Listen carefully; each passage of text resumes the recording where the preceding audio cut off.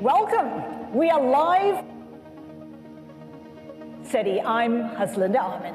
And I'm Romain Bostic, live on Bloomberg. This is the UN Town Hall, the next Secretary General, presented by the President of the General Assembly of the United Nations. To start, here's the President of the UN General Assembly, Annalena Baerbock. Ladies and gentlemen, dear world citizens, I greet you from the United Nations General Assembly Hall in New York, the heart of multilateralism.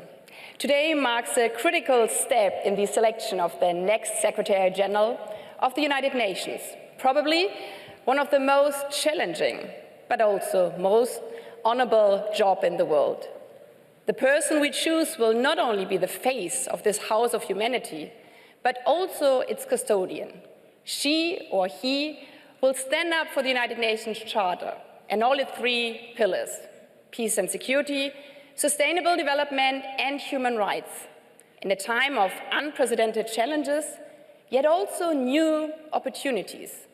Thanks to our media partner Bloomberg, we have the chance to hear from all candidates today at one stage, how they define strong principle leadership in our interconnected world, how they will reform the UN to deliver more effectively, and how they will truly represent all of our world's 8 billion citizens, of whom are half women and girls. None of this will be easy, but this institution was not made for the easy times. Welcome to the United Nations General Assembly.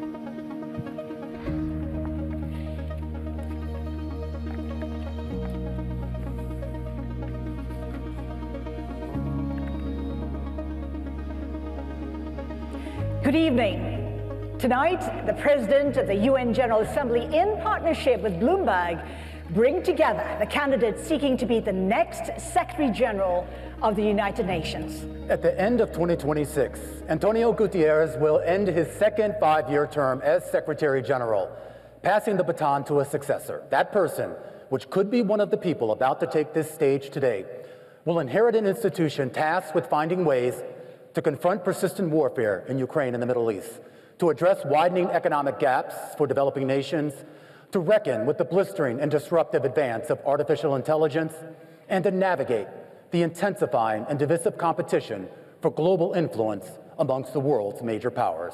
Yet, the UN's mission extends beyond responding to crises. Every day it works to promote peace and security, advance sustainable development, defend human rights, and deliver humanitarian assistance to millions of people around the world. The next Secretary General will take office at a moment when global challenges are becoming more interconnected, even as international cooperation is becoming more difficult. The Secretary General commands no armies. It writes no laws. The office, it depends on diplomacy, persuasion, and the ability to bring together 193 member states to find common ground on the world's most pressing challenges. You will hear directly from 6 candidates seeking to become the next Secretary General of the United Nations. They will share their vision for leading one of the world's most historic institutions into a future of profound change. Please welcome the candidates. Michelle Bachelet.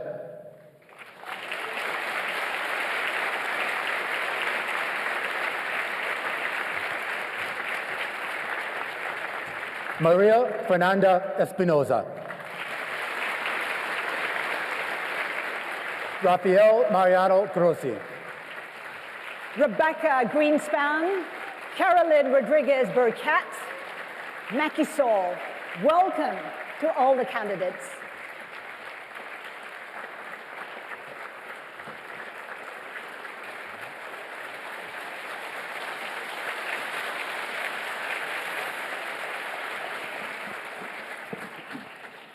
Before we get started, here's how tonight's town hall will work. Over the next 90 minutes, we'll discuss a range of issues facing the United Nations and the international community. Each of our candidates will have the same opportunity to address the audience and to respond to questions.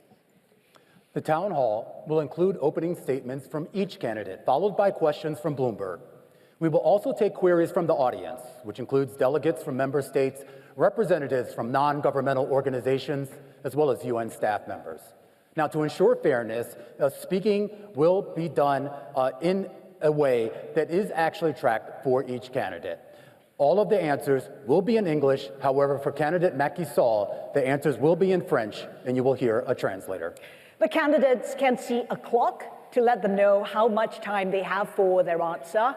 A yellow light will signal when they have 15 seconds left, and a red light will signal when time has expired. After that, we'll ask the candidate to wrap up, and if they do not wrap up quickly, unfortunately, the microphone will be cut off. If we, the moderators, judge that a candidate did not answer the question, we reserve the right to follow up. Our goal tonight is straightforward: give each candidate the opportunity to share their priorities and vision for the future of the United Nations. Now, with that said, let's begin with our opening statements. We asked of each candidate in advance, what makes you the best person to be Secretary General? For this section, you each have 2 minutes for your statement, and we begin at the end of the podium with Michelle Bachelet.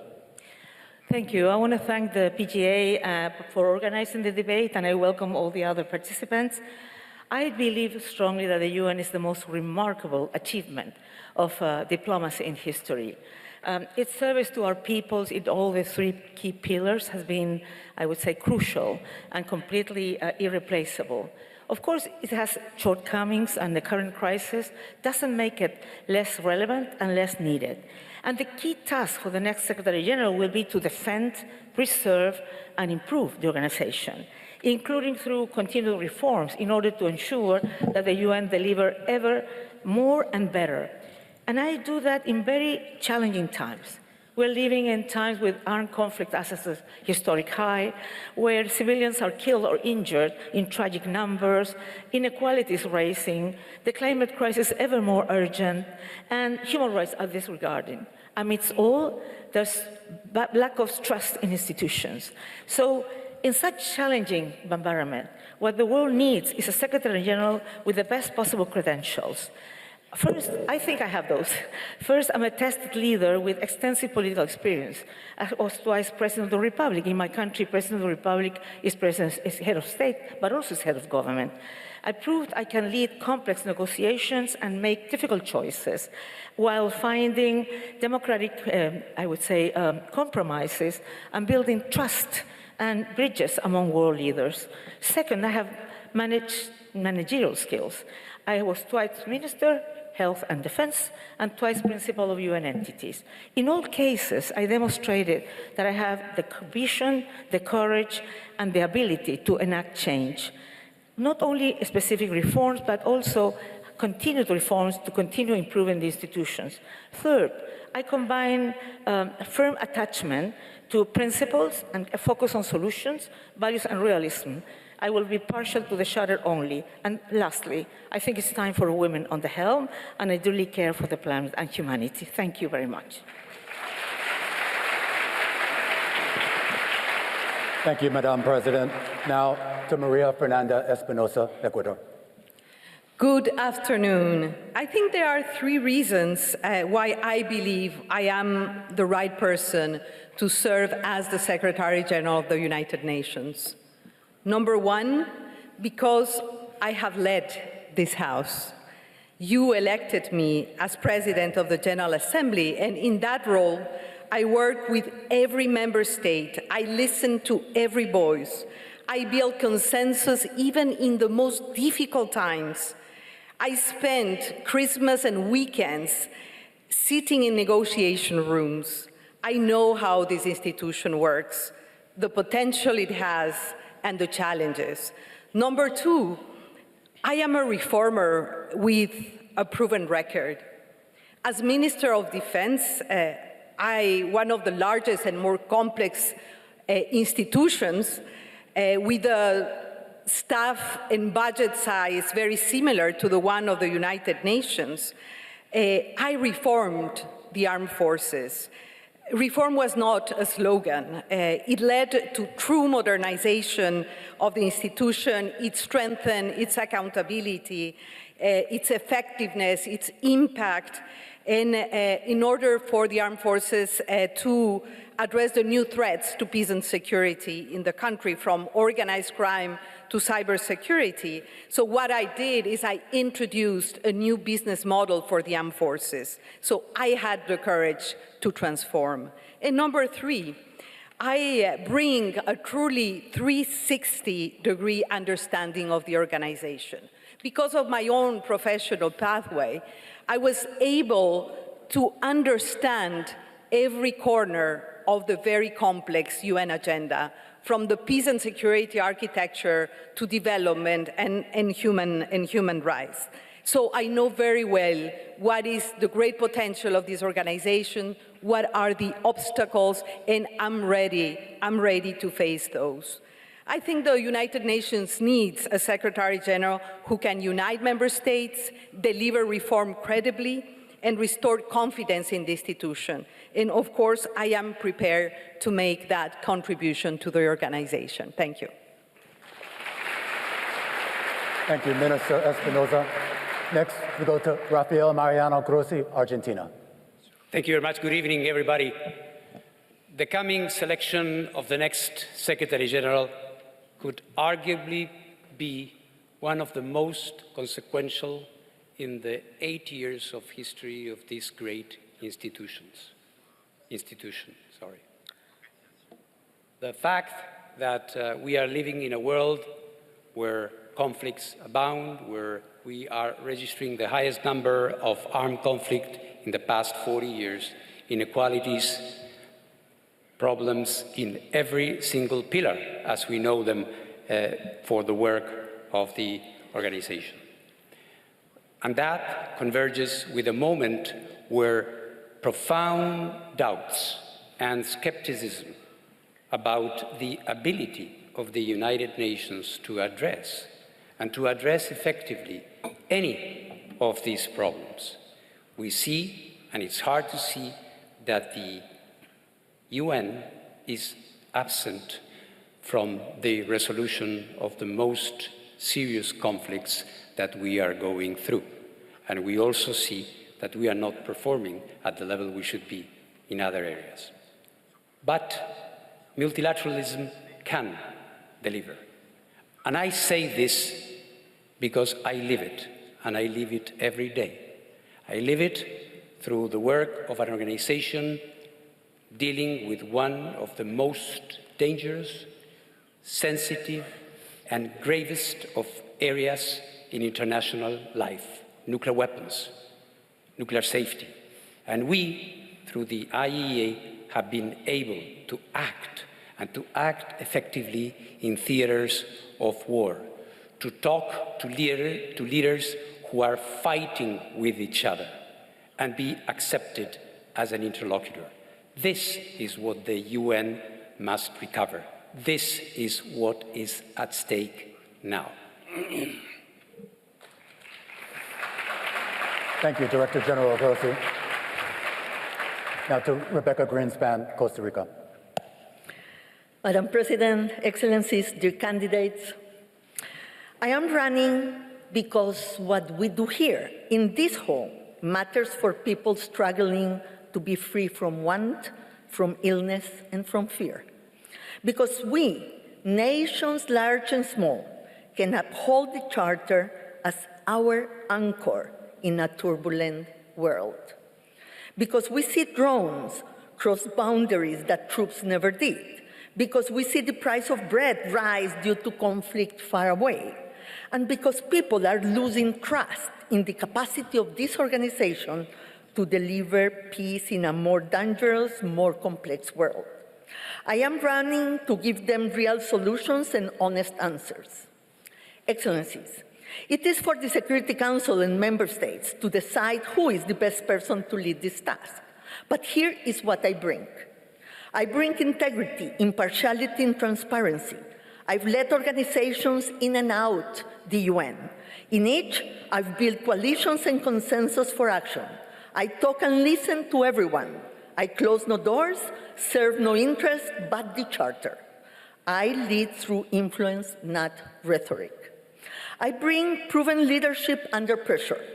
I led crisis work in Afghanistan, Somalia, Haiti. I negotiated my country's debt. I brokered deals that opened seaways in the middle of war. And now I have the trust and earn the trust, and I know how easy it is to lose it. I bring a record of reform in large organizations, of balancing budget, leaving them more efficient, more focused, and more impactful, and of doing it by inspiring staff and keeping member states close. Excellencies, the times are too difficult and too high the stakes for us to be complacent and waste our potential. What we do here for peace, for human dignity, for development, can change the lives of people and the fate of nations. I am ready to walk that path with you. Thank you. Thank you, Madam Greenspan. Next, we go to Caroline Rodriguez-Burkett, Guyana. Thank you, Romain, and thank you, President of the General Assembly, for organizing this debate, and good evening, everyone. The United Nations over these last 8 decades has served humanity well, but it is now at a crossroads. The proliferation of conflicts, lack of implementation of the Sustainable Development Goals, a liquidity crisis, and an increase in humanitarian needs. Reform to make this organization more efficient, more effective, and more agile is now an imperative. But it is in times of challenges that opportunities emerge. And it's also for a moment like this that you need a Secretary General that is practical, who is realistic, and who is pragmatic. Over the 30 years of my career, working in the fields, serving in government as a minister, in parliament, as an international civil servant, and as a diplomat, including the last 2 years leading my country's delegation on the Security Council, I have gained not only the experience, but the expertise that we need now. I have also led in times of scarce resources, and even with scarce resources, I delivered results to ensure that we mobilize additional finances. I have also had the approach of building bridges, uniting people around common goals and objectives, and ensuring fairness. These are the attributes that I believe we need in the next Secretary General, and this is why I have put forward myself so that we can work together to make the UN fit for purpose for now and for the future. Thank you. Thank you, Ambassador Rodriguez-Burkett. And next, and finally, we go to Mr. Macky Sall, Senegal. Thank you very much. What I wish to offer is added value based on experience. First, I bring national experience as a former head of state, built over nearly 40 years of public service. I have learned to listen, dialogue, and take difficult decisions. Second, I bring regional experience, including as chairperson of ECOWAS. This taught me how to manage crises in complex and political situations. Third, I bring continental experience through my chairmanship of the African Union and NEPAD. These responsibilities allowed me to address Africa's major challenges, including peace and security, human rights, and development. I also led the successful campaign for the AU to become a permanent member of the G20. Together, these experiences taught me to work with leaders from all regions, listen to every perspective, and build practical solutions. If elected, I will use this experience at the service of member states. I will be a facilitator of dialogue and a Secretary General committed to implementation, reform, and restoring trust. Trust in the organization, trust among member states, and trust for the people we serve. I thank you. Thank you, President Saleh. Now we'll move to our first round of questions. The candidates will answer questions from both us and our audience. Each candidate will have 1 minute to respond and will rotate who answers first based on a random drawing conducted before tonight's event. In our first section, it actually focuses on crisis and conflict. The United Nations, as we know, was founded to help maintain international peace and security. But as we speak, there remains unresolved conflicts in Gaza and in Iran, long-running humanitarian crises in Sudan and in Haiti. And of course, you have growing civil wars and insurgencies in places like Myanmar and the Sahel, all testing the legacy and the limits of international diplomacy, and all set to test the power of the next Secretary General and his or her resolve to uphold the mandates of the UN Charter ratified 81 years ago. And here is our first question to all the candidates. And the question is, the current crisis over the Strait of Hormuz demonstrates how regional conflicts can threaten global energy markets and trade, closing a critical shipping lane for the world. Yet, the Security Council was unable to adopt a resolution. If diplomacy inside the Council fails, what would you do to ensure the UN still plays a meaningful role in keeping the peace? Let's start with Ms. Caroline Rodriguez-Burkett. The floor is yours. Thank you, Haslinda. Indeed, we have not been able to see the results we want to see in ending the conflict in the Strait of Hormuz. But I believe that there is space for the Secretary General, when there is no agreement by members of the Security Council, to present options that could possibly be utilized to dialogue with the conflict parties. I'm not oblivious to the geopolitical situation, but one thing the Secretary General does not have the luxury of doing, and that is not trying. The Secretary General must try, and I would be that Secretary General that would try, whether it is in Iran or in Haiti or in Sudan or in the DRC, to put those proposals to the Security Council if the tools at my disposal as Secretary General are not good enough. Thank you. Thank you. Mr. Macky Sall. Merci beaucoup.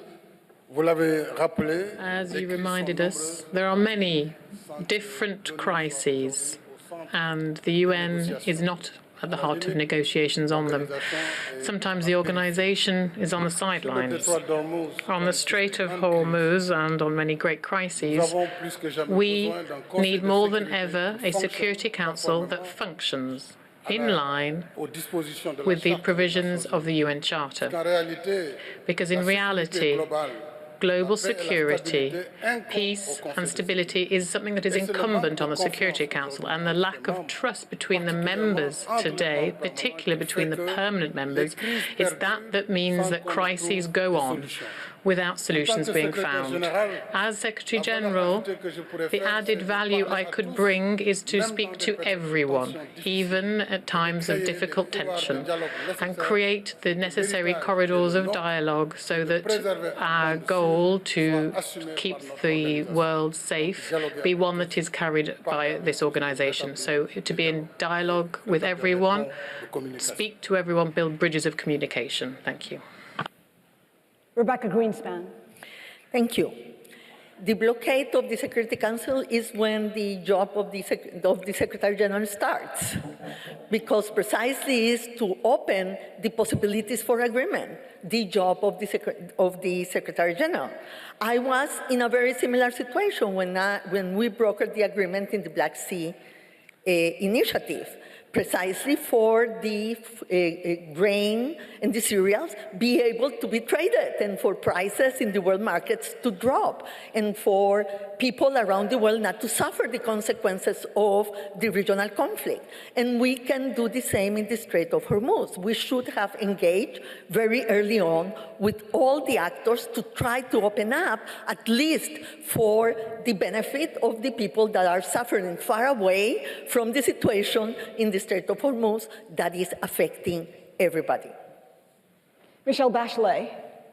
Well, I think that, first of all, the Secretary General should try to prevent and anticipate these things from happening. But when they cannot be prevented, of course, he has to use all the tools that the UN Charter gives them. Good officers, has to maintain bridges with parties in dispute, insist on the peaceful settlement of disputes. It can mediate, send special envoys, etc., etc. Sit together with member states, with the regional grouping, and see what else can we all together produce a positive effect. It's not easy, but I think the most important thing is that the Secretary General cannot give up.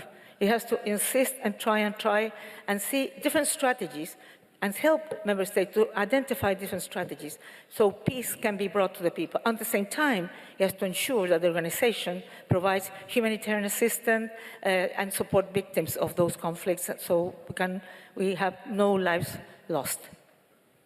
Rafael Mariano Grossi. The metric of the success of the Security Council in a world like the one we are having is certainly not the amount of resolutions that can be adopted.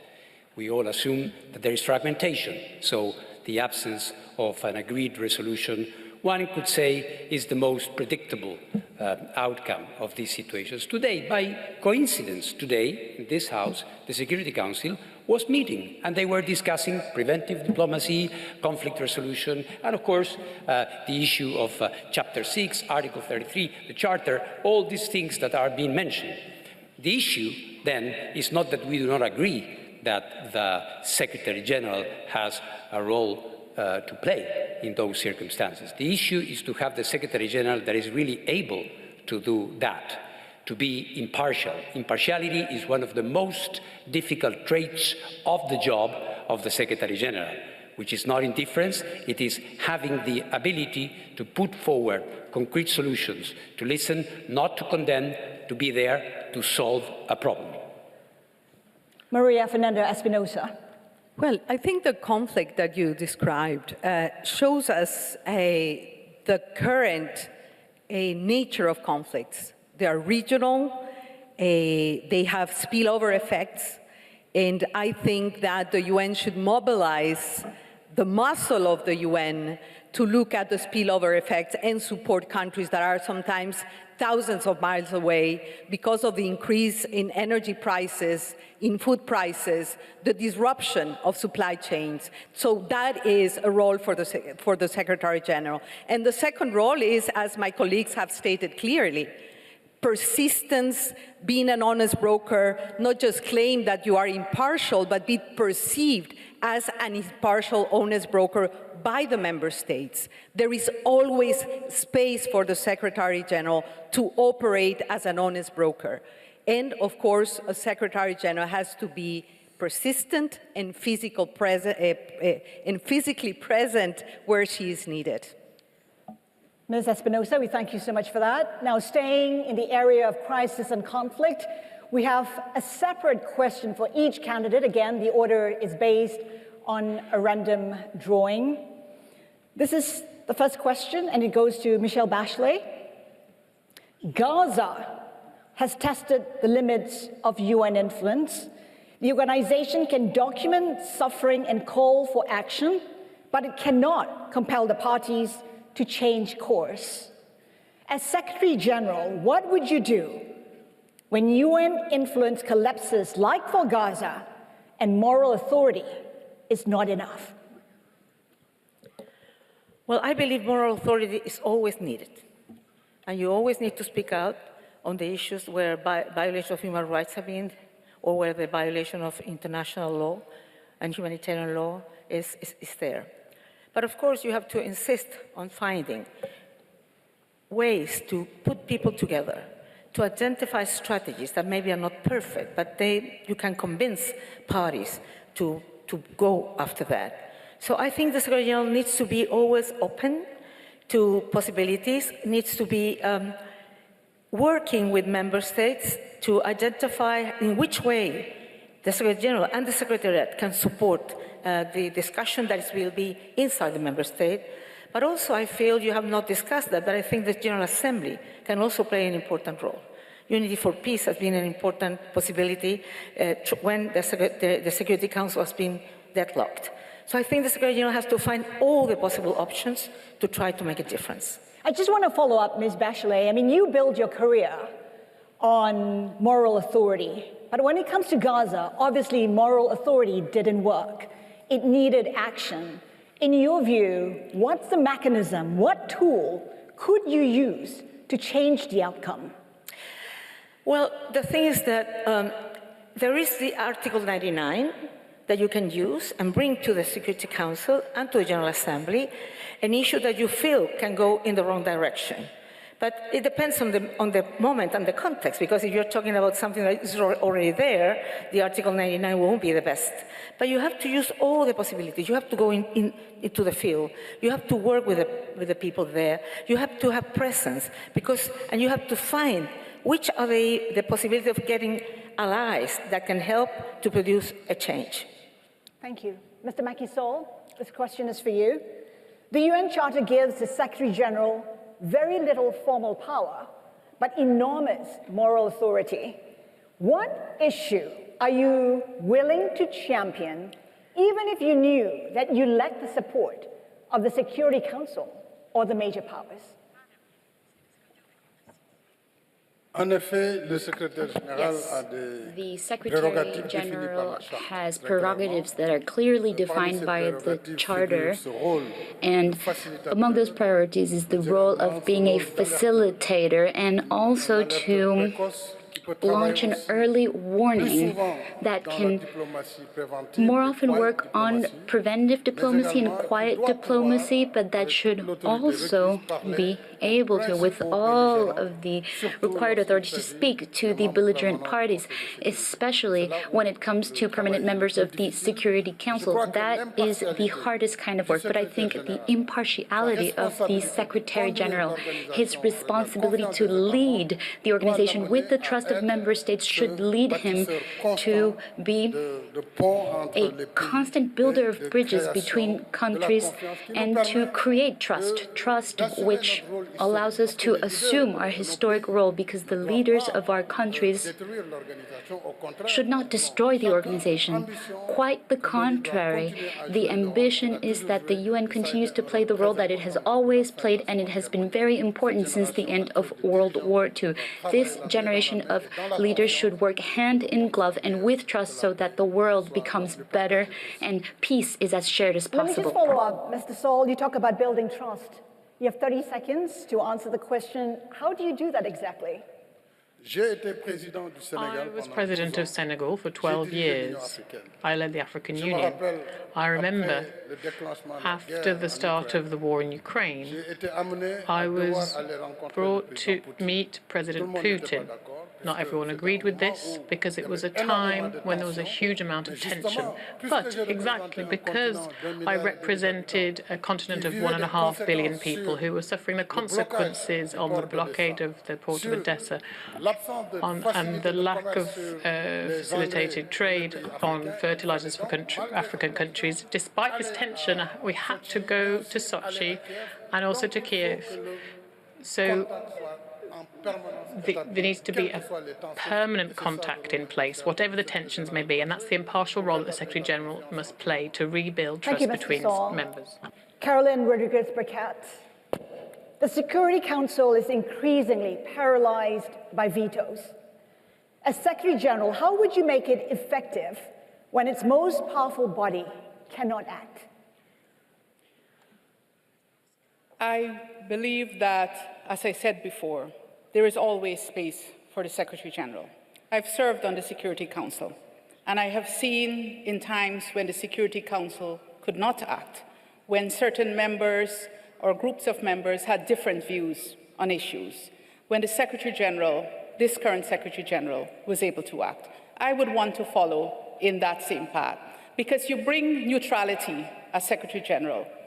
You bring a lack of motive only to help the vulnerable and those that are in need of the UN's assistance. And so I think I would capitalize on that neutrality, capitalize on the tools at my disposal, but also on the footprint that the UN has on the ground, that we could receive all the information that we need to make certain proposals to the Security Council. And the Security Council might not act today, but it might act next week, based on the Secretary General's recommendation. Would you take action without Council authorization if it means preventing a crisis? The Secretary General, yes, the Secretary General is the Chief Administrative Officer of the organization. But there are certain tools at the disposal of the Secretary General: mediation, good offices, appointing special representatives. There are certain things that you can do. Of course, there are times when that might not be enough, and you would have to depend on the Security Council. But if, for example, a veto is going to bring immense suffering, then I will want to speak with that member state to let them know what the consequences of that will be. Maria Fernanda Espinosa, this question is for you. Your vision calls for the breaking down of traditional silos and treating today's challenges in a more integrated way. When it comes to climate change, which is increasingly fueling conflict, migration, food insecurity, and humanitarian crises, how would you reorganize the United Nations so climate is treated as a cross-cutting challenge rather than simply an environmental issue? Well, thanks for this question. I have thought a lot about that. If we only think that there are more than 14 ASGs in this House dealing with climate change and not working necessarily together, climate change, I think it's not the problem, it's a symptom of a lack of harmony between our consumption and production patterns, our footprint, and the impact it has. You said well, climate change and climate shocks fuel conflict. What we are suffering is, I think, a crisis of implementation. We have the knowledge, we have the technologies, we have the agreements. We're very close to meeting for the 31 times in COPs, and yet emissions continue to grow. And yet small island developing states and coastal communities continue to suffer. I would say implementation, a cross-cutting approach, and support to member states so they build better resilience and better adaptation. All this comes with resources, enough access to finance, access to technologies, and institutional capacity. I would like to support countries to deliver on their climate commitments, bringing the House together. You talk about breaking silos. Which silo would you break fast? Well, the connection between the development silos within the system, the connection also between conflict and climate, and the work that the Security Council does, but also the silo on human rights. I think both the three pillars should come together when we deal with one of the most, with the deepest existential threats to humanity and to the planet, which is climate change. Thank you. The next question is for Mr. Rafael Grossi, and it comes from a UN member state representative. Thank you very much. I am Katri Lõhmus, the Deputy Permanent Representative of Estonia to the United Nations. And my question is, what are the concrete first steps you would take as a Secretary General in a situation when a permanent member of the Security Council wages a war of aggression against another member state? Thank you. Thank you very much. I think the first thing that the Secretary General has to do, if I may, regardless of the fact that it is a permanent member or not a permanent member, any member of the United States triggering a war or using aggression is serious enough for the Secretary General to step in. And what we need to do is to restore this credibility of the UN as a valid interlocutor, and then use the tools at hand, which are many. Which tool in particular would you go for first? Secretary General must use all the tools that the Charter mentions, and this means, first of all, talking and listening. Second of all, tackling a conflict from a realist perspective, which means that nice words won't do. We have to look at the roots of the conflict. We have to know why a country took the most gravest decision of all in international relations, which is the use of force, a decision that does not come lightly. So we need to understand that, and we need to understand, of course, the victim of that aggression, and provide for solutions that are viable. This question is for Rebecca Greenspan again. It comes from a UN NGO representative. I am Kabin Doumbia, representing Appui Solidaire pour le renforcement de l'aide au développement, NGO Astrad Mali. And my question is, across many regions, particularly the Sahel, conflicts are increasing, driven by the impact of climate change, environmental degradation, food insecurity, and forced displacement. What concrete action will you take to train preventive diplomacy and ensure that climate security, local and community peace building become central pillars of the United Nations peace and security agenda? Thank you. Can you help me on the first part of the question, because I couldn't understand? Basically being asked how you would ensure that civil society, especially local organizations, are meaningfully involved in these efforts. In addressing the climate change Yes. issue and the relationship of climate change with peace and security. Did I understand correctly? That's correct. Yeah, thank you. Thank you very much. I'm sorry the sound was not very good. First of all, I really believe that climate is becoming an issue of peace and security. You know, most of the displacements that we are seeing today from people are because of climate issues. And so obviously it desestabilized countries, desestabilized regions, and the relationship with the local organizations to be able to craft these strategies, to be able to help the communities, is a major pillar of any action that the UN has to take. I have said very clearly, you know, the UN is unique, but it's not alone. Many times we want to do everything in the UN, but what we need to do in these cases, in many cases, is precisely to partner with regional organizations, to partner with local organizations that are able to be with boots on the ground, with the knowledge, with the closeness to the people, for us to be able to act much more accordingly to the needs of the people. Let me just follow up, Ms. Greenspan. I mean, the UN often uses the phrase local ownership, but it seldom gives power to local organizations. What do you suggest can be done to address that? Look, you are very right, and I think that the big reform of the UN is at the countries on the ground. And let me say, we are very much supply-driven and not demand-driven. And to be demand-driven, we need to empower also our people on the ground without, you know, headquarters always trying to be like a wall between the ground and the member states. So let's do the reform on the ground for the UN to act as one and partner with the organizations on the ground, the ownership of the country, but also the ownership of the civil society, so we can together face the challenges that are so big and so important, so complex, that will need the action of all of us. Thank you, Ms. Greenspan. All right, let's get right to our second section now on UN reform and leadership. Because whether the United Nations actually succeeds in advancing peace and security, sustainable development, human rights, all of that ultimately depends on the strength of the institution itself.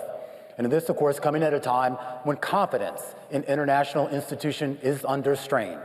Many governments are calling for a UN that is more effective, more agile, more accountable. There is also growing support among member states for the United Nations to appoint its first female Secretary General after 8 decades of male leadership. Our next question will go to each of the 6 candidates. You each will have 1 minute to respond.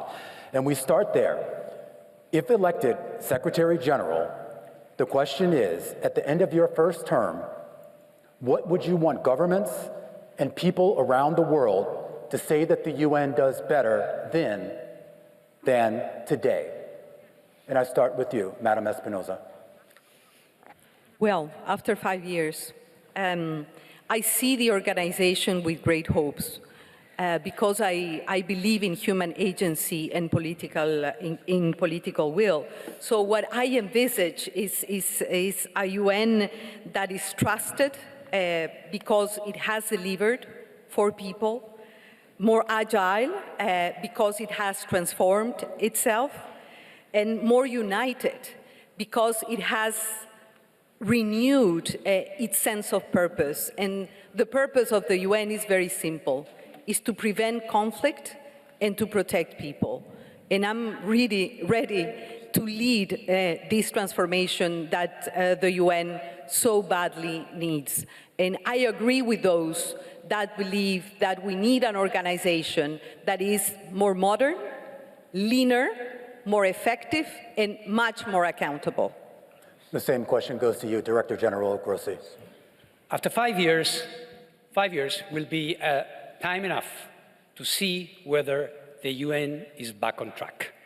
Firstly, by addressing and being seen as effective in addressing the most serious issues in front of us, be it in the area of peace and security, development, human rights, or any of those. This is very important. Perhaps we might not be getting them right 100%, but it will be clear whether the UN is back or not.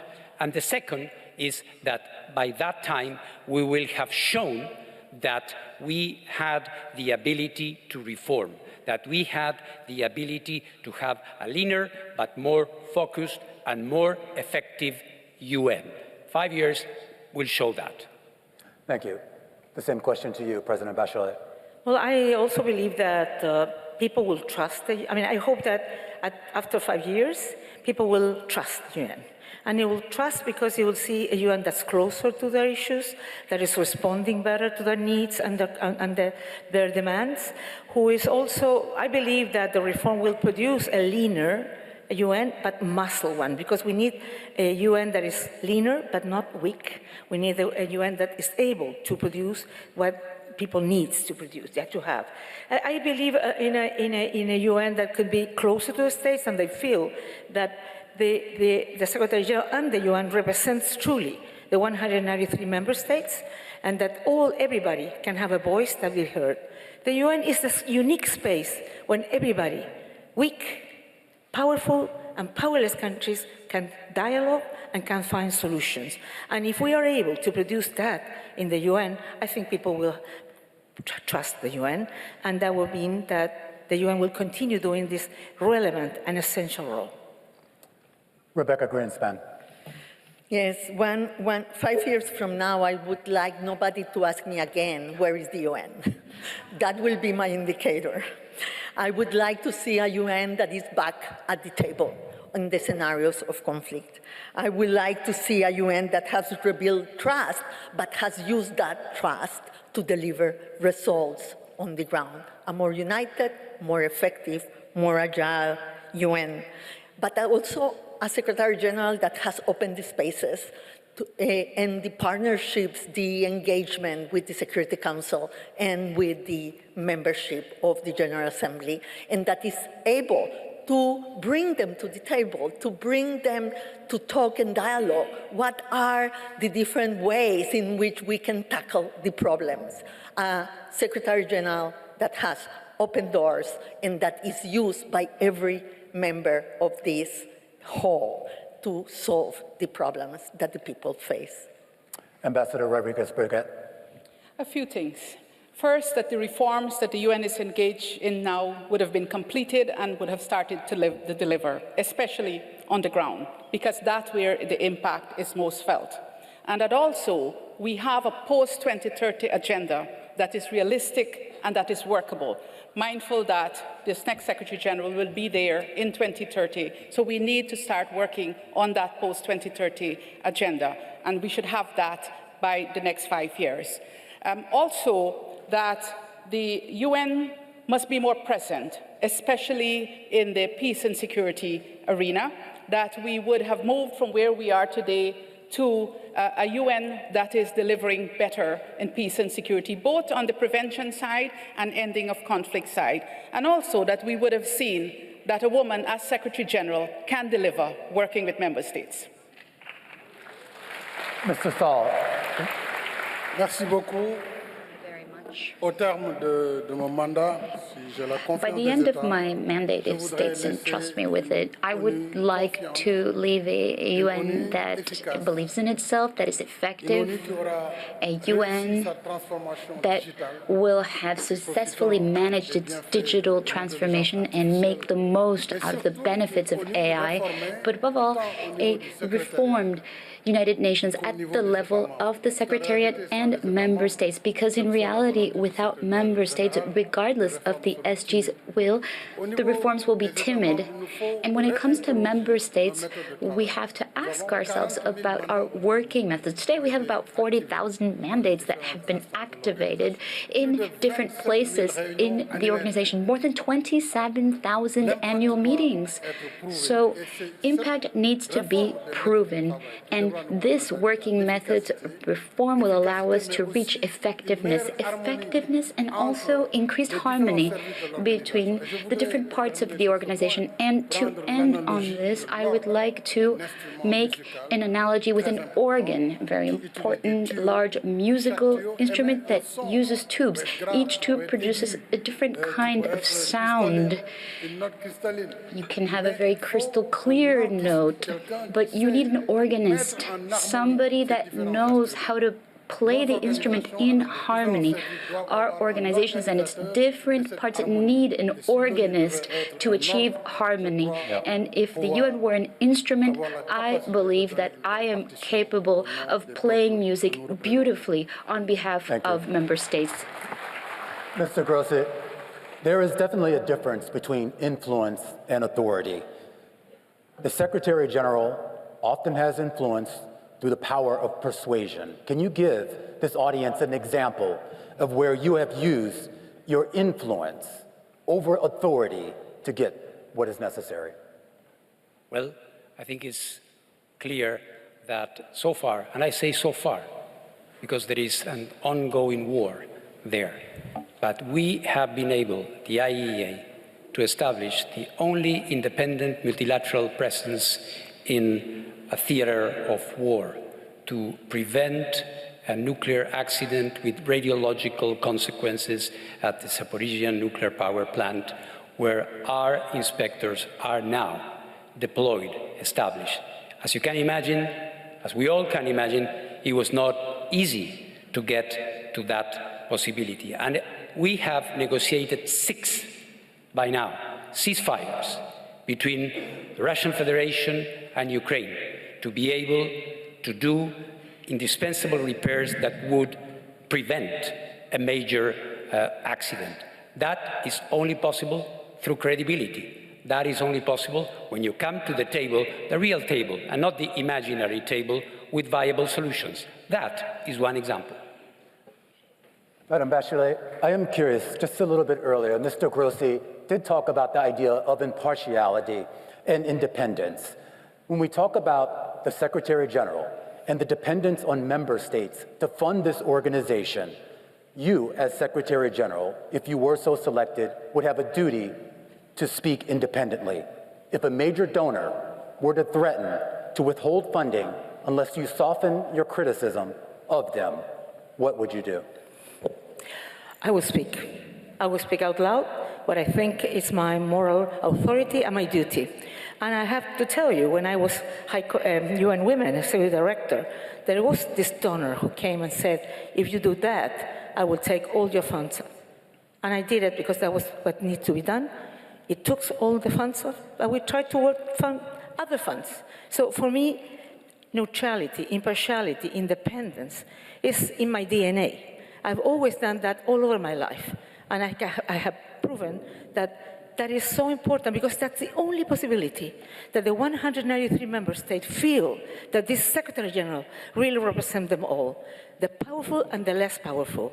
Otherwise, it's terrible because if you permit yourself to be pushed, I have been pushed for other reasons as well as High Commissioner of Human Rights to not launch certain documents, but I did it because it was my duty, and you have to do your duty. Otherwise, it's not worthy to be Secretary General. In doing that duty, the pushback from France, from Russia, the UK, the United States, from many China, countries. From many countries. Thank you very much.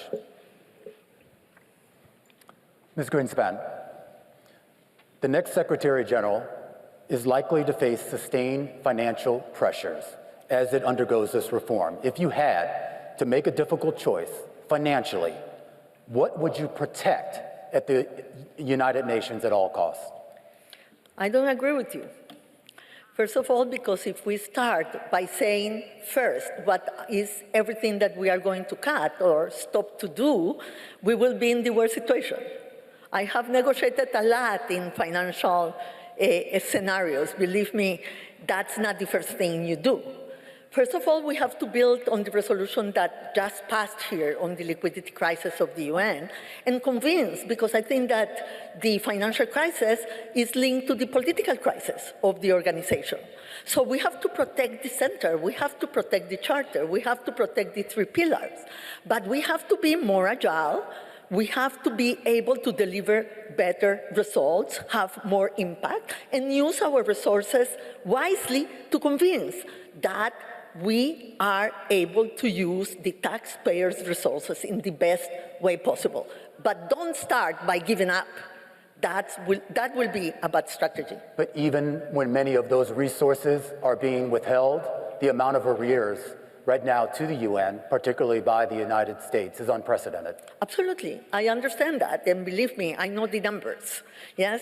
But what I'm telling you is that it's not giving up from the beginning, not trying to convince, not trying to bring solutions to the problem that we are facing.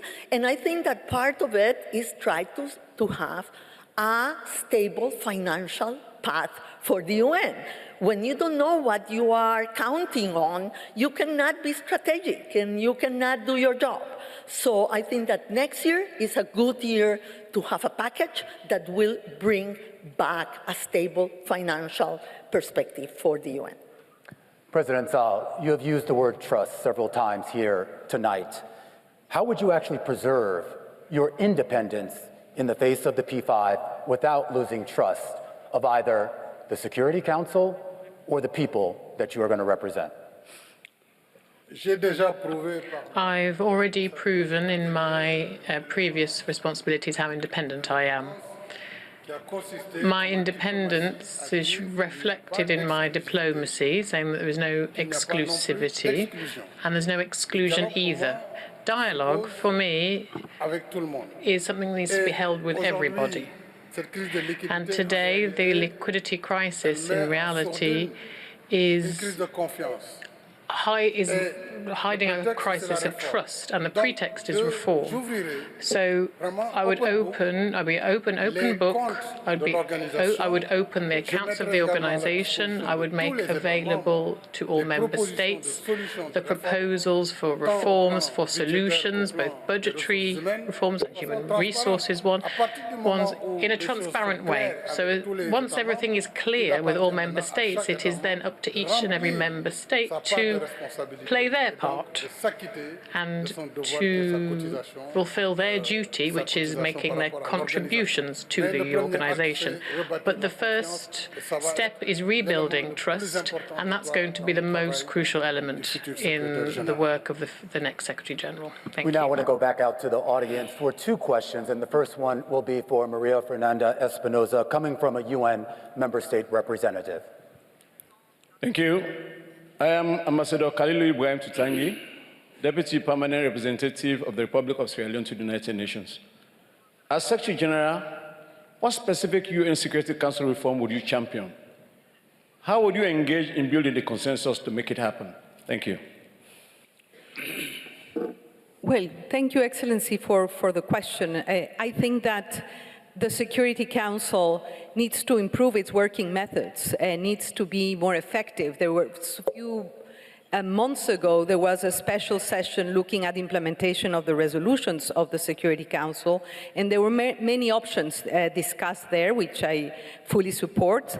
Basically elevating the role of the Secretary General as an intelligence provider, as an honest broker, as scenario building, as providing options to the service of the Security Council members. Now, regarding the reform of the Security Council, we should not only focus on numbers, but we should focus on effectiveness and impact. With regard to the role of the Secretary General regarding the reform, the Secretary General has to provide prime secretariat support for a process that is in the hands of member states. I led, as President of the General Assembly, the IGN work, the intergovernmental negotiations on Security Council reform, which have been going on for a long time, and I think it's a debt that the system has. It's mandated also by the Pact of the Future. The role of the Secretary General should be to provide all the Secretariat support, encourage member states, but of course the reform process is entirely in the hands of member states. Would you support adding a 6th permanent member to the Security Council, particularly from Africa? There is no role for the Secretary General to support any particular position. There are many positions regarding the composition of the Security Council. My role would be to provide the advice, the Secretariat support, and if called and requested, operate as an honest broker within the House and among the members of the Security Council. Our next audience question will go to Caroline Rodriguez-Burkett, and it's coming from a member of the UN staff. Good evening. My name is Feng Qi, and I work at the UN Secretariat here in New York.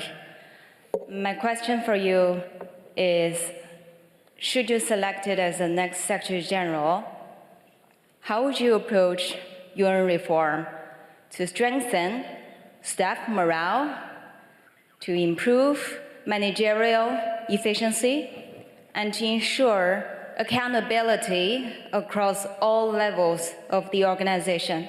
Thank you. Thank you for your question, and thank you for your work as a staff of the United Nations. First of all, we have already started in the Secretariat the reform to make it more efficient and more effective. And as Secretary General, I will continue that work to make, using technology, for example, to make it more effective. But a Secretary General is as strong as the team around her, and an organization is as strong as the people who work for it. And what I've heard in my consultations with member states, they would like to see the staff of the Secretariat look like the world it represents. And so certainly looking at the unrepresented and underrepresented countries will be a priority. I understand that change brings trepidation, and as we go through this reform, that will be very much present there. But I hope that I can be a motivator as well of staff as we work to deliver better. Thank you, Ambassador. Now we'll turn to our final section, global challenges and opportunities. The defining challenges of the next decade, artificial intelligence, climate change, pandemics, migration, and economic fragmentation are reshaping the world faster than governments and international institutions can adapt. They transcend borders, blur the boundaries between peace and security, sustainable development, and human rights, and require new forms of international cooperation. Our final opening question is for all candidates. Each will have 1 minute to respond. The United Nations was created to bring governments together. Today, many of the world's most consequential decisions are not made by governments, but by private companies. What role should the Secretary General play in shaping the actions of powerful private actors who increasingly influence global security, development, and human rights? Mr. Macky Sall, we start with you. Merci beaucoup. C'est un sujet très Thank you important. very much. That's a very important topic because it has to do with a very important pillar, the most important one, in fact, development. And we can't really speak about development today and financing development without speaking about shared prosperity without changing the development paradigm. Today, we need to create the opportunity to broaden that prosperity globally. That means that first we must reform the international financial architecture. Public financing by itself is not enough to provide appropriate responses. And I would seek out a global dialogue with member states, the Bretton Woods institutions, the IFIs, the international financial institutions, but above all, the private sector, civil society, and philanthropists. And by combining all of those stakeholders, we can facilitate access for all countries to create the conditions of shared prosperity, and that way we will have a world that is safer and more prosperous. Shared prosperity for all. And the private sector will have a major role to play. Thank you. Michelle Bachelet. Well, I believe that the Secretary General has to be a convener. Talking about the different challenges you mentioned a lot of different ones, artificial intelligence, climate change, etc., and that the UN is a very unique place that to convene all stakeholders, for example, of course, governments, but also private sector, academia, person who develops technologies in the case of the artificial intelligence, to try to identify which are the ones that needs to have a rule governance, a global governance, but on the same time to develop what we call a smart mix of measures that can on one hand give rules, clear rules to everyone, that everyone, governments, but also the private sector has to follow, but at the same time to boost innovation and the capacity of the private sector to continue advancing in many of these essential issues. So I think the Secretary General has been in the past, and can be a very important convener because it can sit together all the people who are involved in this. Rebecca Greenspan.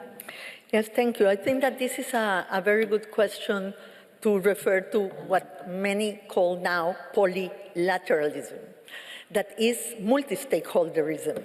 That is that you have to bring the actors in the areas where you want to influence. And we need those that understand the technology, we need the science, but we need the private sector. And I think that we in the UN can use much more AI and much more new technologies to make us more efficient. And we can use it also in the scenarios of crisis, to protect women, for example, with technology in many of the crisis areas where women are suffering. So I think that this idea of polylateralism in the issues of technology and AI is very handy, is right, because we need to bring all the actors. Civil society has to be there because there are issues of human rights, there are issues of regulation, and the science that is now being convened by the Secretary General in the UN, I think that is a very important step forward in that direction. Carolyn Rodriguez-Burkett. I agree with former President Sall on the issue of development financing and how we can work with the international financial institutions. Ideally, it would be good if we have UN reform moving parallel with the reform of the financial institutions, but that might be too ambitious. But even if we can have small movements, incremental movements with the IFIs that are systemic, and that will bring concessional financing, for example, to a large number of member states, especially developing member states. I think that will make things better for a lot of our people in the world. But I also want to speak about AI, because I believe that AI can be a force for good. But young people are concerned that AI will take their jobs, will kill their creativity. And so this UN, the wisdom of the 193, I believe, can come together to have an AI governance framework that can balance innovation and not stifle creativity, and at the same time, the concerns of our people. Maria Fernanda-Espinosa. Well, I think the UN and the Secretary General is equipped to convene, to partner, to advocate, and that's exactly what we need in the world of today. You asked about the role of the private sector, and I think this is absolutely critical, because that's where we see innovation, we see jobs, we see resources, and that's what developing countries need right now. They need investment, they need access to capital, they need technologies, they need opportunity. And that's exactly what the UN should help provide. I would also like to refer to the importance of artificial intelligence. There is a revolution happening in front of our eyes, and we have seen the UN already convene a few days ago in Geneva. The UN being a convener, but ensuring that AI is used for good, and that the source code of all the new technologies is human dignity. So we should share the opportunities, but also share the risk and work on them together. The UN is very well positioned on that. And again— Please wrap it up, Ms. Espinosa. Excuse me? Please wrap it up. Oh, well, I was going to say that we need to come to grips on how to better integrate the power of the private sector to work together hand in hand with the UN. This is very important, understanding, of course, very clearly that this organization is an intergovernmental organization. The same goes for civil society. Rafael Mariano The self-evidence of what the question has, the role of the private sector, must be understood in the UN, and apart from general assertions, we must see where we need to understand that. Of course, in the area of development, this is quite clear. Official development assistance is diminishing at dramatic pace, and we need to recognize that. We need to recognize how we do development assistance in a way that will allow capital investment, enabling measures to set foot and to allow this role of the private sector to be really efficient. So that requires an understanding that certain top-down approaches, sometimes ideological approaches, are not working in the area which has been recognized by my colleagues here of artificial intelligence. Coming from a technical organization like the IAEA, we are very much aware of that. Here, neither starry-eyed optimism nor unjustified fears, just the right approach, which is not a top-down thing. Yes, the UN is looking at it, but some others are doing it. Just a few days ago, a new international organization has been set up to deal with that. So this means— Mr. Grossi, please wrap it up. This means that there are different approaches. Thank you. Now, staying in the area of global challenges and opportunities, we have a separate question for each candidate. Ms. Greenspan, we'll start with you, and it's on trade. Trade is increasingly being shaped by geopolitics rather than economics. Tariffs, export controls, and shifting supply chains are becoming tools of national security. What role should the Secretary General play in preventing economic fragmentation from becoming a source of global instability?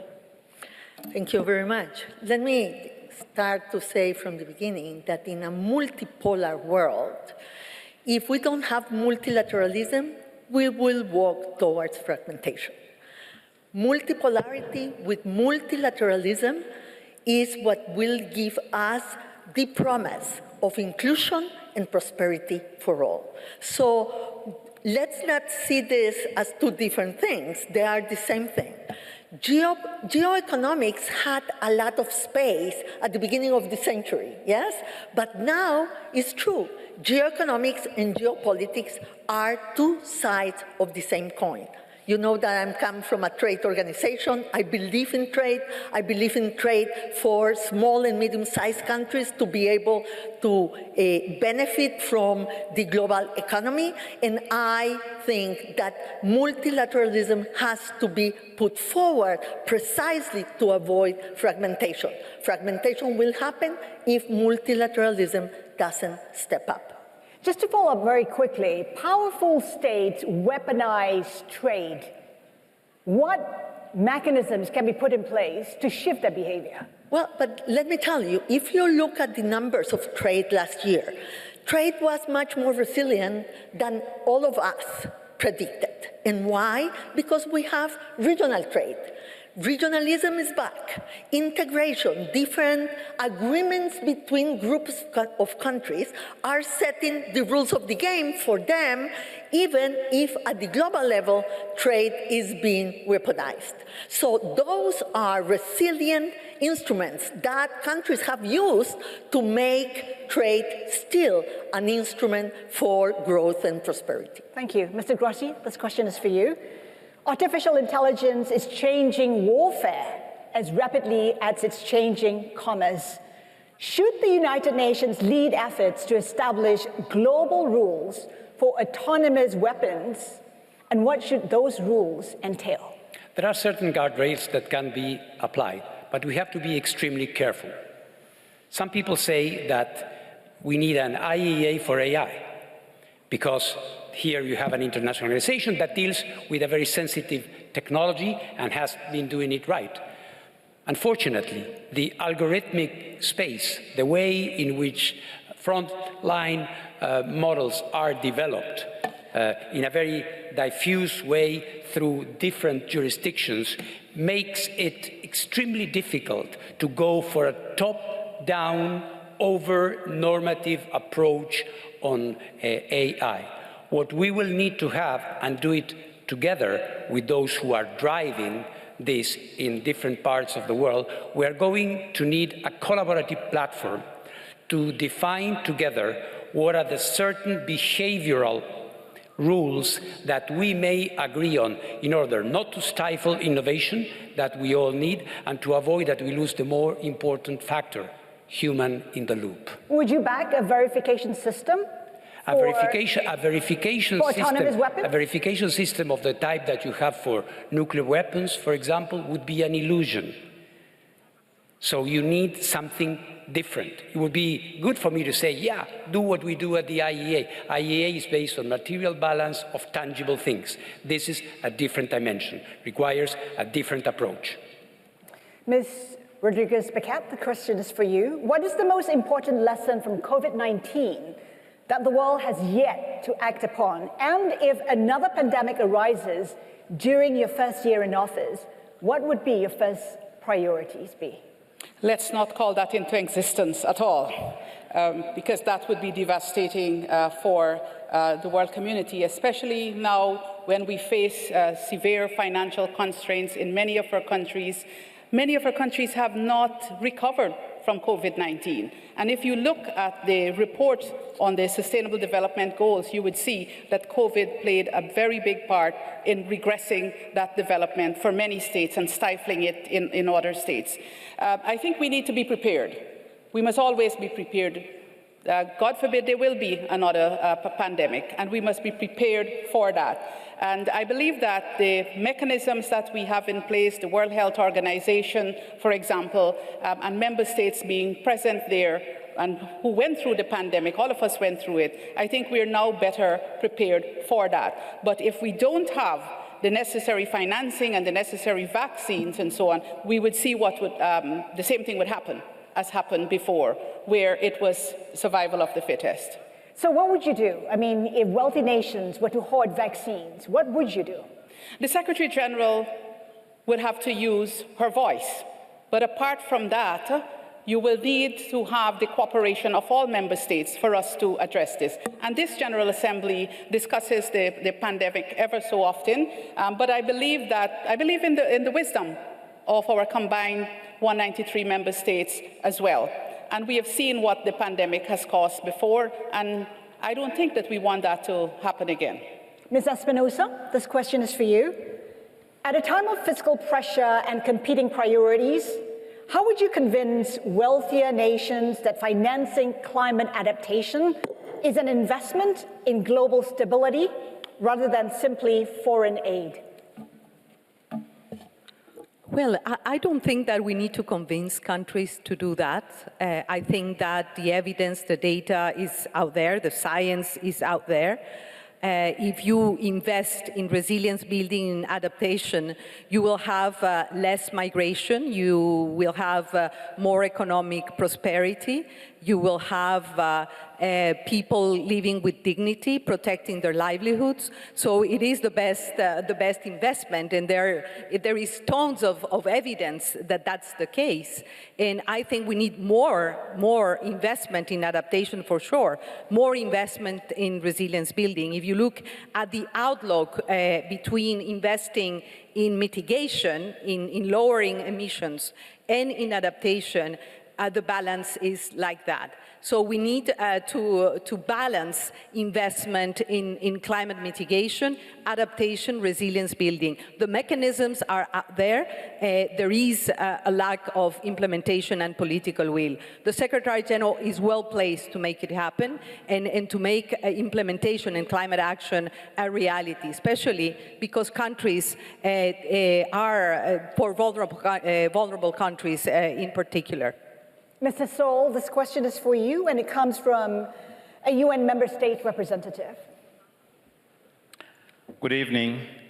I am Ambassador Taonga Mushayavano, permanent representative of the Republic of Zimbabwe to the United Nations. And my question is, what initiatives will you implement to advance meaningful reform of the global financial architecture, including address the debt burden, as well as operationalizing the severe commitment so that the Global South can access development financing on a just and equitable terms? Merci beaucoup, Excellence. Thank you very much, Your Excellency, Ambassador from Zimbabwe. As I said earlier, a global discussion will be launched to reform the international financial architecture. We can all see the burden of debt, and this burden for developing countries is not because of the size of their debt, but it's more the conditions of the debt. Developing countries, unfortunately, have 5 times or 8 times higher costs of borrowing than developed countries, and that's because of the mechanisms that exist. Firstly, the guarantee and risk mechanisms for developing countries. So this discussion should also bring on board credit rating agencies who should work with member states and IFIs so that we can set an appropriate framework for equitable access to good financial conditions.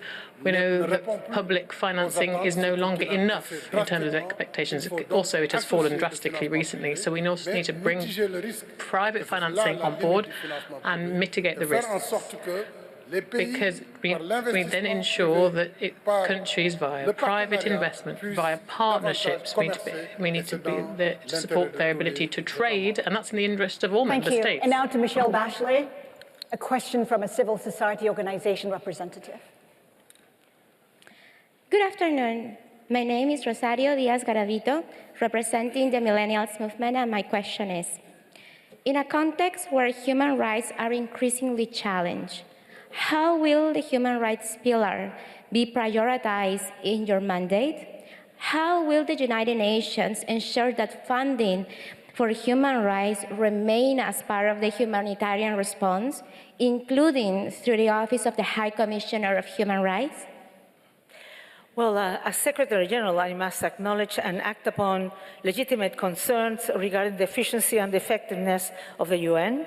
As High Commissioner of Human Rights, I have seen firsthand how critical they are for prevention of conflict. First of all, it's a real important tool on prevention of conflict and also in peace building, but also, I would say, as for the development of member states. And as a Secretary General, I will be ready to speak up with responsibility, but also with robust reason. Every time is appropriate, contributing to effective measures and also to end violence and violations. But I will actively seek to demonstrate to all concerned that human rights is crucial for international peace and also for sustainable development. I will ensure stronger coordination, I would say, among different agencies, funds, and programs that do develop human rights work at the ground. The other thing is to work with member states to avoid cuts to an organization that is chronically very ill financed, and also human resources are not big amounts of it. That's only, I believe it's only like 2 or 4% of the budget, of the regular budget that goes to the Office of the High Commissioner. And I will actively engage with leaders everywhere to ensure that we can mobilize voluntary contributions so human rights can be that important key pillar of the UN. Thank you, Ms. Bechley.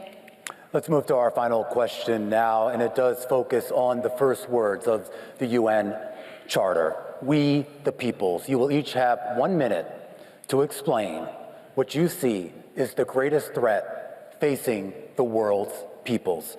And I begin with you, Caroline Rodriguez-Burkett. I would say the threat to multilateralism.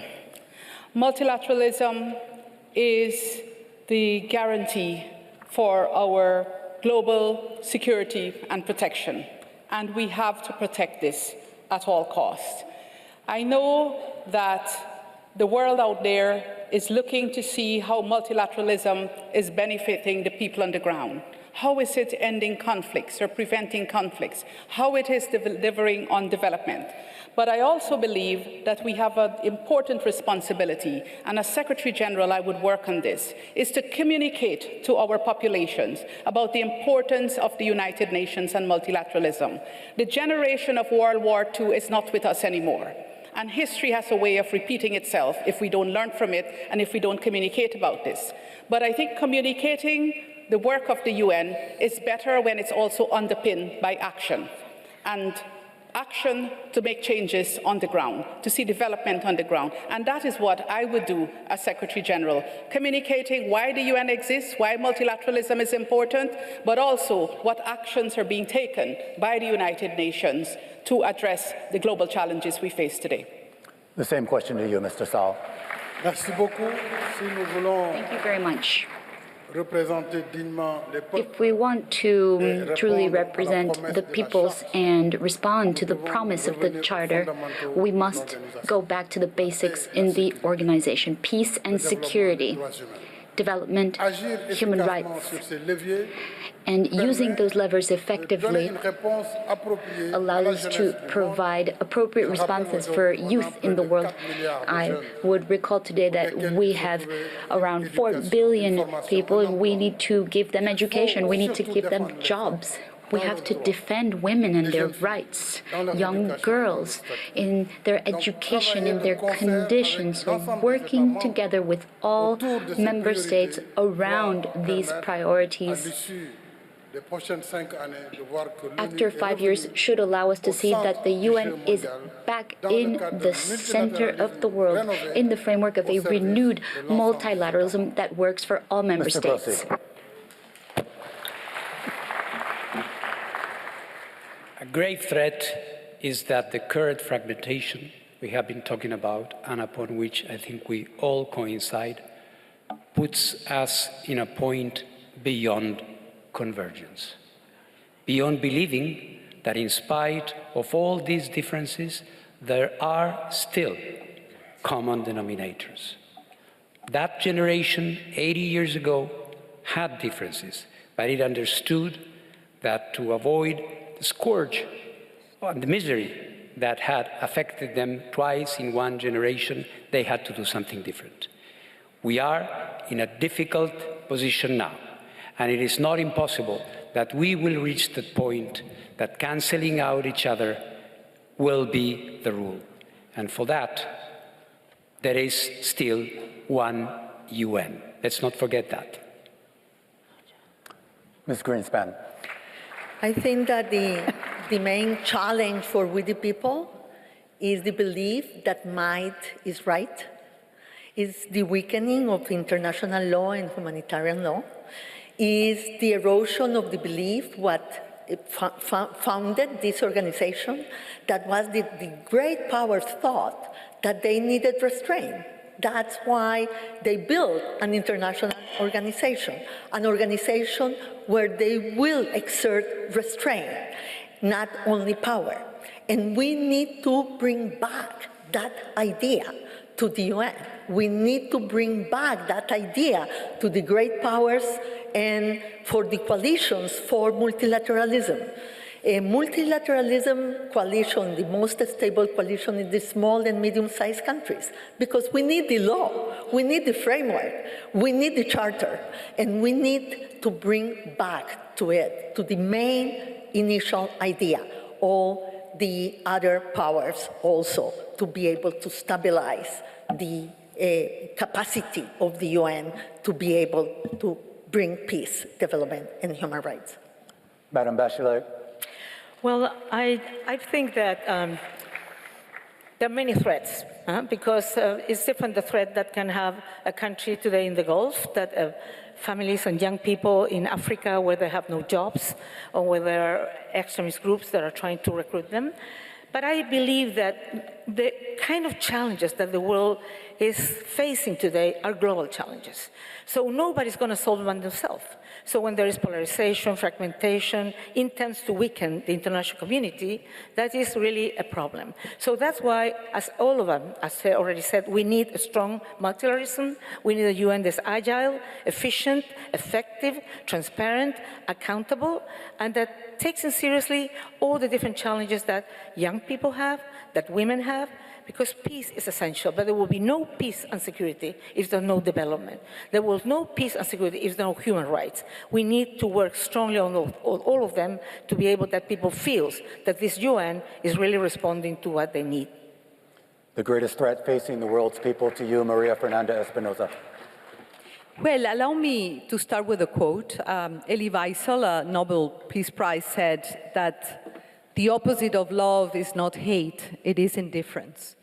And I am afraid of that, of indifference, especially understanding that nearly half of humanity is under 30 today. And yet the institutions that are shaping their future and their present are still designed, led, and governed by previous generations. And we see that innovators, leading companies, but also the majority of combatants, including non-armed state groups, gangs, are filled with young people that do not see a future. So my other keyword would be trust. We need to regain trust in international law, in the UN Charter, in the role of the UN, in the importance of cooperation and collective action.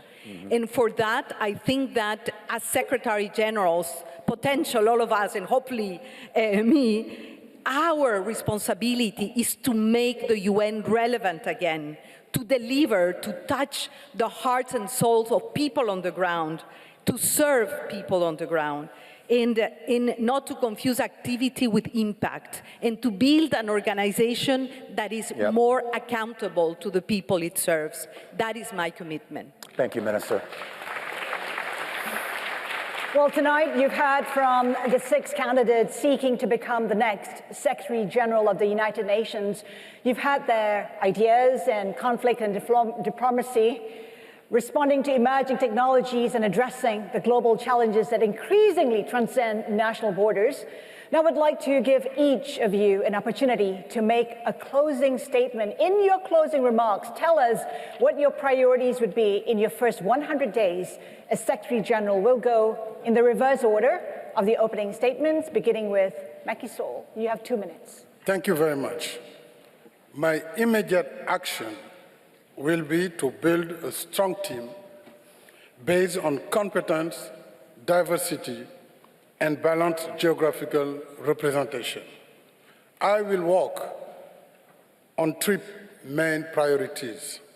First, I will strengthen the UN's capacity on peace and security through preventive diplomacy, early warning, mediation, good offices, and closer cooperation with regional organizations, particularly on peace operations. Second, I will initiate an operational review of its structures and mandates to improve the organization's efficiency and impact. I will launch consultations with member states on reform, including the UN80 initiative.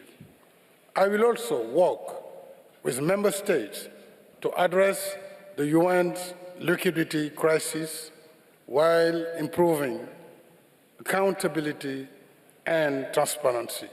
Third, I will keep human rights and development at the heart of the global agenda.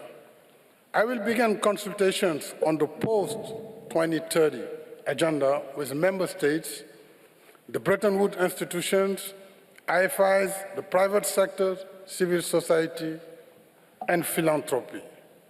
I will promote development financing based more on investment, trade, and partnerships while improving developing countries' access to capital market, knowledge, and innovation.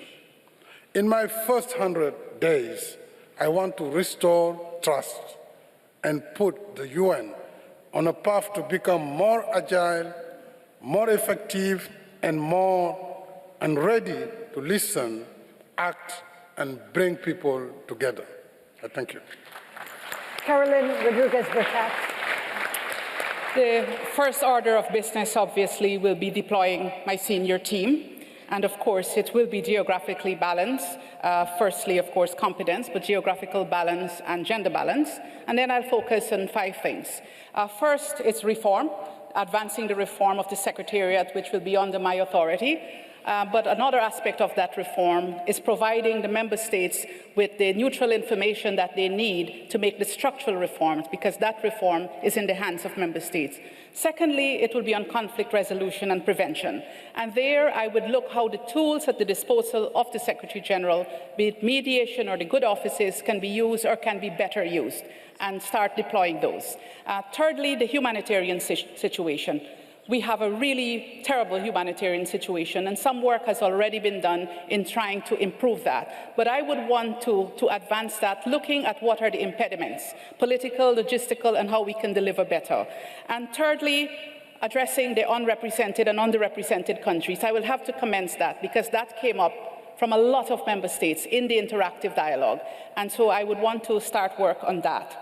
And commencing discussions with the international financial institutions. As I mentioned before, even small steps that are systemic, that can bring relief to countries, especially when it comes to concessional financing, would make a huge difference, even as we work for greater reforms. But I want to do that in partnership, not from a pedestal speaking to the IFIs, but working in partnership and, of course, with member states. We have the multidimensional vulnerability index, and work has already started on going beyond GDP. But how do we use the MVI, for example, to work on concessional financing for the most vulnerable countries? And I would do all of this, working in close collaboration with member states, given my commitment to be close to member states, being accessible to member states in a very systematic way and not in an ad hoc fashion. I believe that's realistic for the first 100 days. Rebecca Greenspan. Yeah, momentum is set on day one. So in my first 100 days, I will return peacemaking to the heart of the organization. I will restore trust in the UN as a convener and establish a good officer support unit in the Executive Office of the Secretary General, a small, agile team operating at the highest political level. I will engage from my first day in office with all member states, the Security Council, and the parties to conflict. On peacekeeping, we need an integrated planning structure for peace security. One-size-fits-all tools no longer work. Pretending otherwise wastes resources and erodes credibility. We must be demand-driven and not supply-driven. Focus on realistic delivery, and we must partner more with regional organizations. Second, UN 80 broke important ground. Member states have invested in this process that must not go to waste. But cutting costs is not enough. Without a vision of change, that only will make us weaker. I will reform how incentives work, tackle the behavior that drives duplication and unhealthy competition. And we also have to reform from the top, not only from the bottom. I will build on Resolution 80-270 to put these organizations' finance back on solid footing. Third, rebuild trust. This is the most important ingredient for transformation. As we move from point A to point B, there will be fear, uncertainty, and disruption to the status quo. Not all will be convinced, not all will be eager. I treat communication and credibility as part of mandate delivery. I will engage the public through the formats, language, and platforms that they use. I will embody the change I will bring to this organization. And day by day, recover people's trust in the work that we do. Please wrap up. Thank you very much. 100 days might not be enough to do everything that needs to be done to put the UN back on track. But they will be a very good indication whether we mean business or it's just the same old thing. Statements, speeches, good intentions, we all know that. We've been there before, and it's not going to work. It didn't work before, it will not work now. We will have to have brutal honesty to recognize what we can do.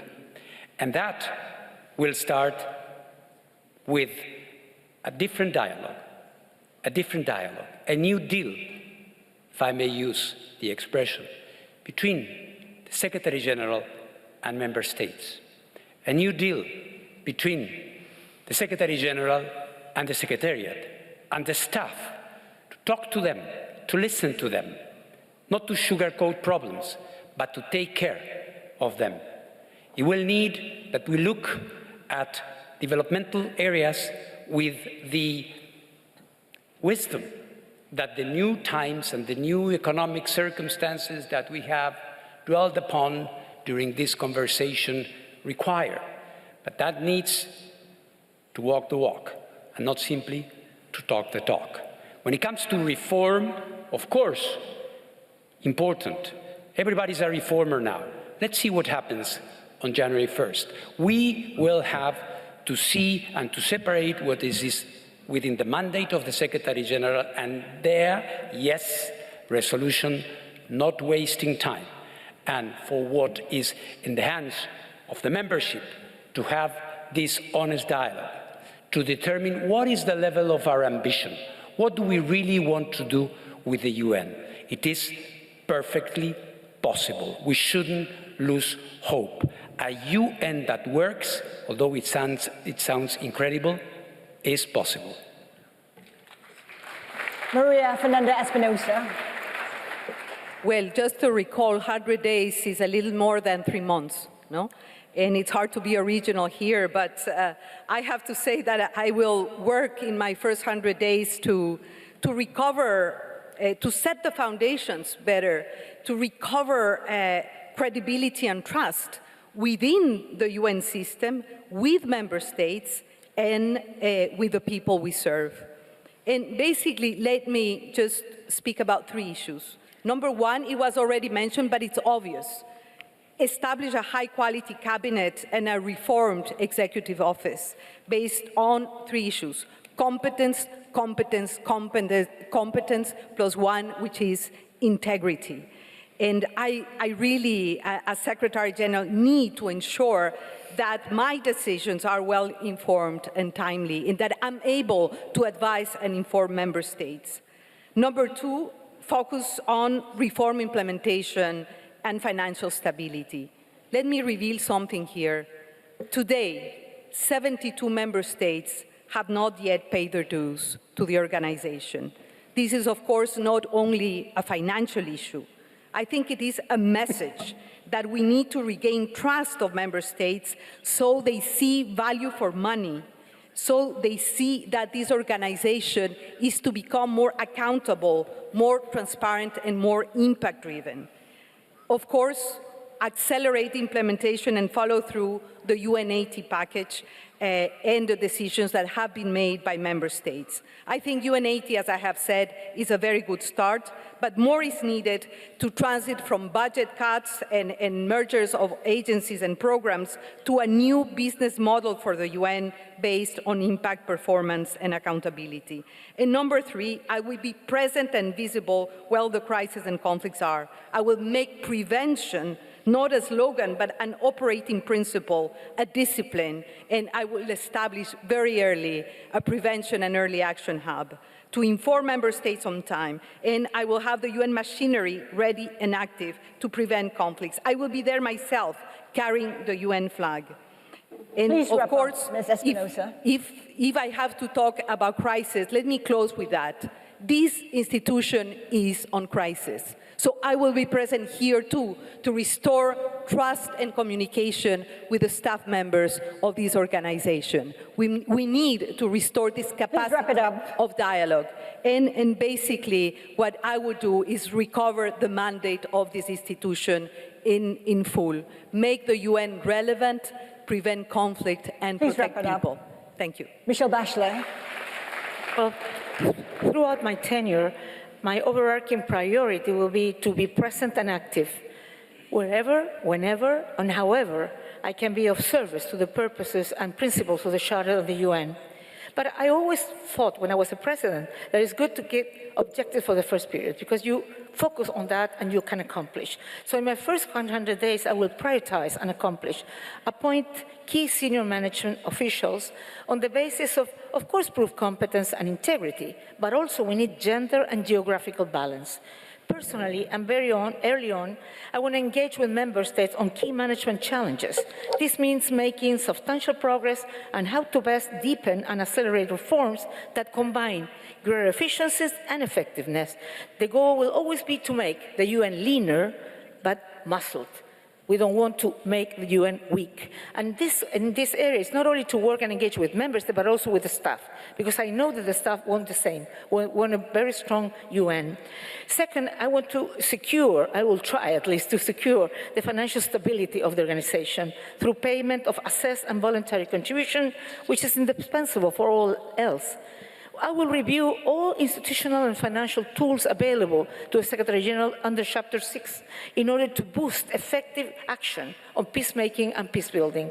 I will look very carefully at the recommendations made today at the Security Council. Meanwhile, identify opportunities for enhanced contribution to resolving current conflicts, especially where violations of human rights and international humanitarian law are the gravest and humanitarian needs the greatest. Guided by existing multilateral commitments, start a sustained and result-oriented dialogue with all relevant actors to exponentially increase finance for development and climate action. This is a very condition for robust, long-term sustainable development, and also something that's been absent here, the ensurance of the Agenda 2030. To succeed, I will work in good faith with all those willing to help ensure the UN continues to be the tremendous, powerful force for good it has been for decades. I think millions around the world truly need it. Thank you, Ms. Bachelet. Michelle Bachelet, Maria Fernanda Espinosa, Rafael Mariano Grossi, Rebecca Greenspan, Caroline Rodriguez Burkett, Macky Sall. One of you may be the 10th Secretary General of the United Nations, a Secretary General who will inherit a world more divided, more technologically complex, and yet probably more interconnected than at any point in the UN's 81-year history. But there are going to be a lot of challenges that one of you will have to face as the next leader. And the decisions that the next leader will make over the next several months will have an inordinate impact on the next 81 years of this institution and the ability to be an effective steward for the world's 8 billion people. From all of us at Bloomberg, Thank you to the President of the United Nations General Assembly and her team for their partnership in presenting this town hall. And thank you for joining us. Good night.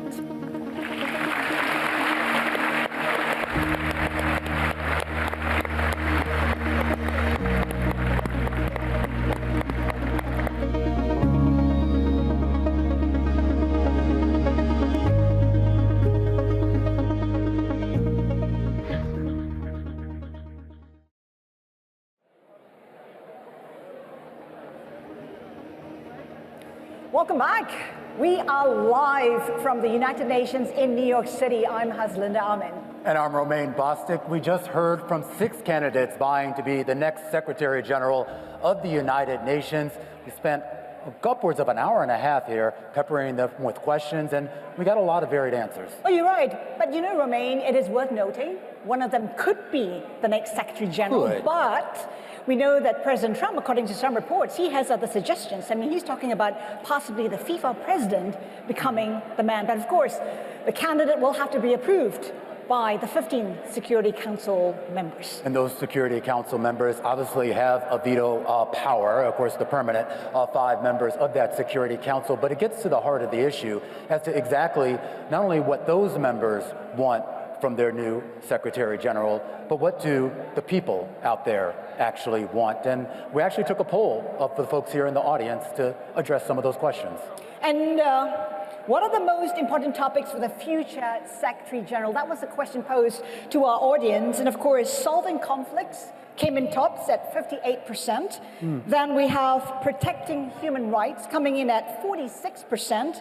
Upholding the UN Charter, 45%. It is interesting when you hear the candidates speaking, they talked about rebuilding trust, rebuilding credibility. That seems to be key for the candidates. Yeah, Macky Sall of Senegal used that word repeatedly. You even heard from Rafael Mariano Grossi from Argentina talking about this idea. I think he used the phrase a new deal with regards to the relationship that the UN has with its member states and, of course, with the people as well. It is a challenging situation, though, because you know, credibility is at stake right now. I mean, a lot of questions, you know, where has the UN been when it comes to the wars that we're seeing, the conflicts that we're seeing around the world? It has not been present. Well, it's kind of interesting, too. We heard from Maria Fernanda Espinosa talking about this idea of actually trying to prevent some of these conflicts before they start. And you pushed back on a couple of the responses there as to exactly how they would be able to negotiate with the world powers who are at the center of a lot of these conflicts and whether they would be receptive. Well, the question is that paralysis, right? I mean, that veto power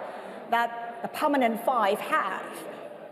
It takes only one of them to veto, and it's over. And we should point out, this selection process is going on right now. There are straw polls behind the scenes to determine who is liked best. And at some point, probably in the month of September, we will actually have a selection. I do think we want to go to the next question because there were 3 questions that we polled our audiences on. I'm not sure we have the results up just quite yet here, but it really gets to this idea of exactly what the people are looking for when it comes to the priorities and obviously the idea of who's best suited to actually carry forward some of the reforms known as UNE. You know, it is interesting because someone once said the role and the position of the Secretary General is an impossible role. But if you're looking for one, you can look back to history. You know, some talk about Dag Hammarskjöld. I mean, there's that street just down the road, and they talk about how he has been the epitome, the gold standard, if you wish, of someone who's been actively involved in making those decisions. Well, and you can hear the people behind us. They just put one of the polls up on the screen here of who the audience actually thinks would be best suited to carry forward those UN 80 reforms. Overwhelmingly, Caroline Rodriguez-Burkett at 46%. The next closest candidate is Michelle Bachelet at 14%.